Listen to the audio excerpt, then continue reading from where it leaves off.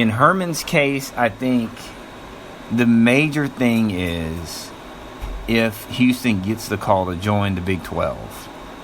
Because Herman's going to get a massive bonus. And he's going to have the opportunity to build Houston and look like a savior.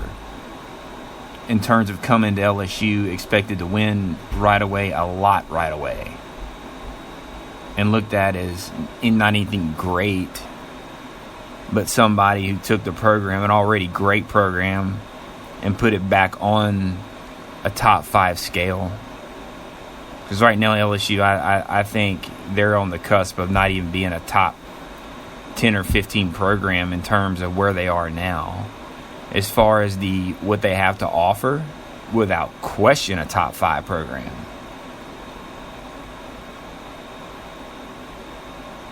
But for LSU to hire one of these top coaches, they literally may have to restructure the administration just because of what's happened.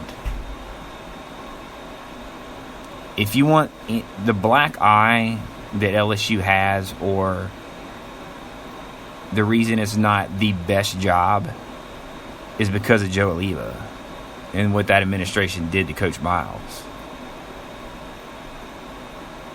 I mean, I know something had to be done because of what the shot in the arm they needed, but I'm telling you, this was one of the worst things they could do. I hope for LSU they can get a top head coach with the situation they currently find themselves in. It's going to be tough. And those are my sounds of song. So I want to include one other thing, a couple things that were in the news that I thought were great stories. The top story, I think, is awesome. And I've talked to what I thought about Tim Tebow before. I'm just really happy for the guy. He's a class act, and I've wished him well. Tremendous athlete, and I think it's great him pursuing what he's pursued. The motivation he has, self-motivation he has, is incredible. Incredible.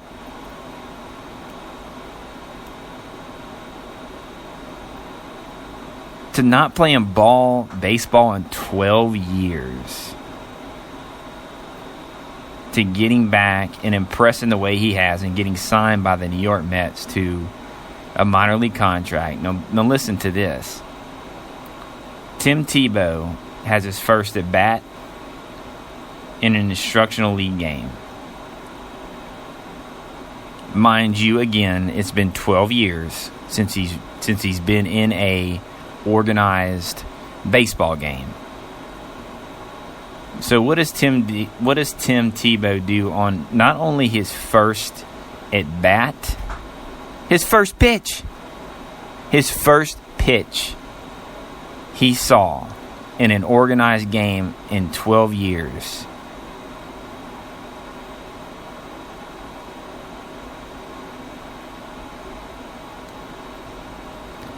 As great Chicago White Sox Hawk Harrison, play-by-play announcer, would say, "You can put it on the board." Yes. He bombed one to left center field and was mauled by his teammates, going nuts. I think it's wonderful for him. That's just an awesome story. That's fantastic. Just a good guy, just so motivated for success, and just he's just an incredible human being that is really somebody that kids should look up to. That's a kind of athlete they should look up to, without a doubt. Without a doubt.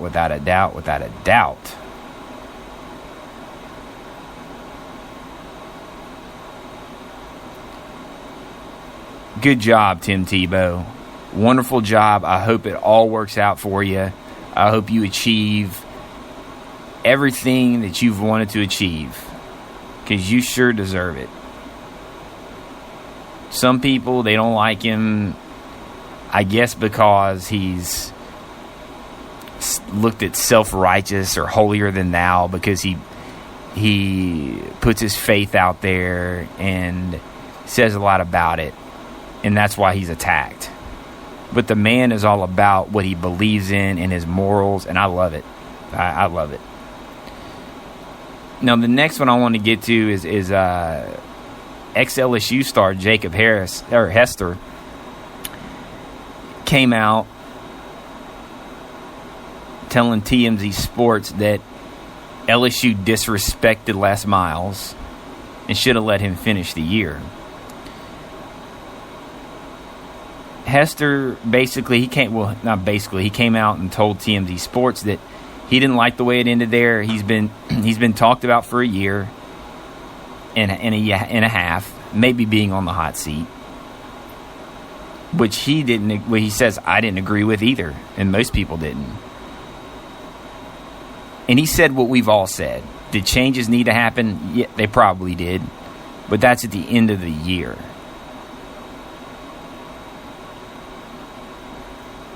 Now, there's big-time talk. Something we may see is Les Miles ending up at USC. It should be a good fit for Les. I think it's a great program that's got tons of potential. Not hard to recruit. Kind of a similar situation that he walked in at LSU. That it's not a challenge to recruit. It's not a challenge to get guys to come there. He's a great recruiter. And he'll get a good recruiting class at USC. So it'll be interesting to see how that goes. But that, my friends and foes, are your sounds of Sanson.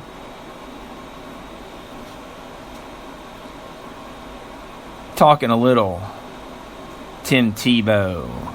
Talking a little LSU's options. Talking a little Jacob Hester, getting with it, with LSU treating his head coach the way they did. Even though he only played with him under 1 year, obviously was a big, really, really, really big Les Miles fan. As all his players always have been. They said he's been fantastic with them, like a father figure. Players love him.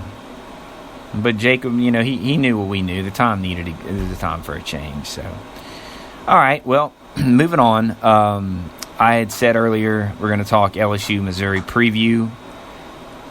Guys, look, I'm gonna give you both sides on what are the reasons Missouri, if they did win, what they would be, why LSU will win, why Missouri will win, but give you my prediction of what I think is going to happen. But again, I'm unbiased, and I'm going to give you cases for each side, but then give you what I think is going to happen.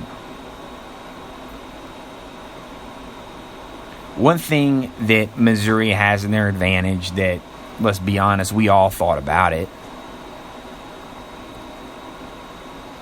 is,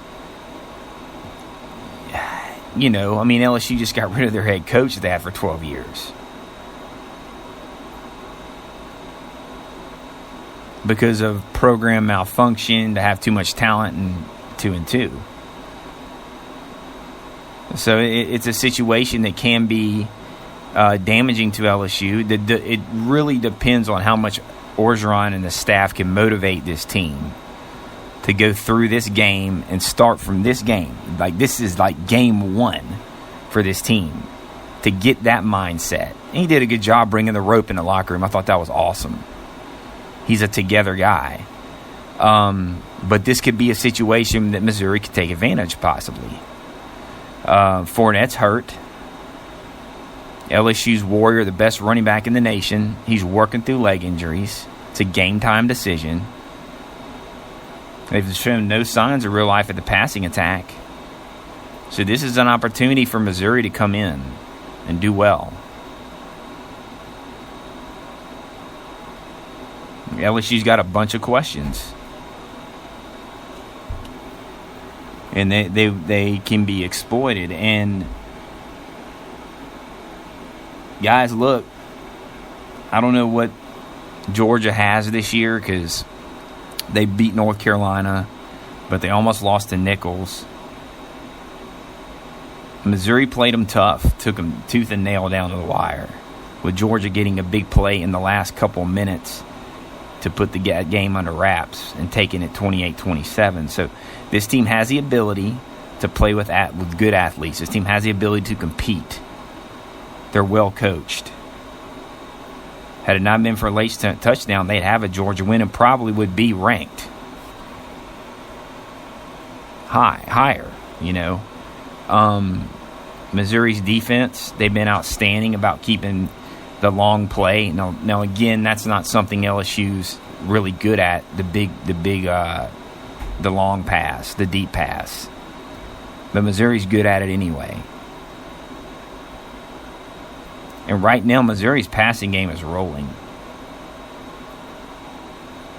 No one's really tried testing LSU's pass defense yet, but they're going to get it come Saturday. By the way, 6:30 p.m. on SEC Network, LSU, Missouri. I think early on is Missouri's best option to go deep, to try to get a big play to take the crowd out. Because let's be honest, Wisconsin and Auburn played ultra-conservative, just trying not to turn the ball over. You're not going to get that with Missouri in their offense. They're going to come at you in multiple ways. They run multiple sets. They run different formations. They're a fast break offense. Drew Lock is about as hot as it gets. He's already thrown 13 touchdown passes and over 1,200 yards in 3 games, guys. This is a team that put up points and put up, now granted, I know it's Delaware State, but putting up 79 points, that's a lot of points. That's a lot of offense, and that's what they're bringing. Now, if LSU can maintain that and not give up the big plays, Missouri will definitely be in trouble, for sure. Now, I gave Missouri's case, what they can capitalize on, and what they're going to have to do. They're going to have to get big plays. They can't be one-dimensional, though. Just a passing team. They're going to have to run the ball a little bit more, which I don't think they're going to be able to do. Which leads me into why LSU will win. Let's argue the case for LSU. This may be what just happened this week. As I said, something possibly Missouri could capitalize on. I think this is going to go the other way. I think this is exactly what this team needed in terms of the interjection of just passion. They needed it back. They need it back.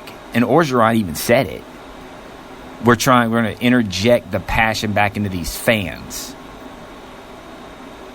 These football players, guys, are craving our passion.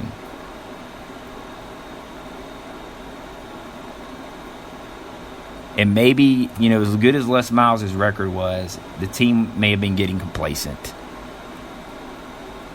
Because he sure looked like he was. Being stubborn, not being a riverboat gambler as he was in previous years. Maybe the change of scenery is what they needed to start reaching his potential. And not going down the tubes and not being a typical average team, middle-of-the-road team, but living up to their talent that they've recruited over the last few years. I mean, look, in terms of talent, LSU's still one of the best top 5 teams. They're just needing the right game plan. The consistency. And LSU's defense has played well enough to win all 4 of these games. And literally, they're 2 plays away from being 4-0. 2 plays. This is not a 2-2 football team. We know it. LSU fans see what happened. Miles is... his game clock management or lack of is why they're